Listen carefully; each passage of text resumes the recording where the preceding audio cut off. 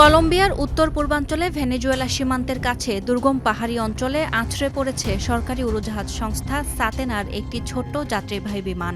সংবাদ মাধ্যম আল জাজিরার তথ্যমতে বুধবার স্থানীয় সময় সকালে কুকুতা শহর থেকে ওকানা যাওয়ার পথে উত্তর সান্তান্দার বিভাগে এই দুর্ঘটনা ঘটে। উড়োজাহাজে থাকা ১৩ জন যাত্রী ও ২ জন ক্রু সদস্যের কেউই বেঁচে নেই বলে নিশ্চিত করেছে দেশটির পরিবহন মন্ত্রণালয়। নিহতদের মধ্যে রয়েছেন কলম্বিয়ার পার্লামেন্টের নিম্নকক্ষের সদস্য ডিওজেনেস কুইন্তেরো। তিনি দেশটির দীর্ঘদিনের গৃহযুদ্ধের শিকার হওয়া সাধারণ মানুষের প্রতিনিধিত্ব করতেন।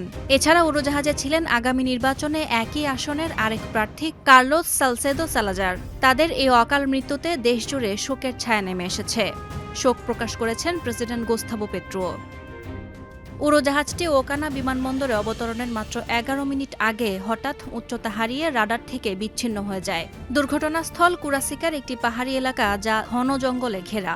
প্রতিকূল আবহাওয়াকে দুর্ঘটনার অন্যতম কারণ হিসেবে সন্দেহ করা হলেও বিমানটির ৩৩ বছরের পুরনো ইতিহাস নিয়ে শুরু হয়েছে নতুন বিতর্ক। কলম্বিয়ার পরিবহন মন্ত্রী মারিয়া ফার্নান্দো রোহাস জানিয়েছেন, দুর্ঘটনার সঠিক কারণ অনুসন্ধানে এরই মধ্যে একটি উচ্চ পর্যায়ের তদন্ত কমিটি কাজ শুরু করেছে। নিহতদের দেহাবশেষ শনাক্তের পর পরিবারের কাছে হস্তান্তরের প্রক্রিয়া চলছে। সাদিয়া ইয়াসমিন, প্রথম আলো।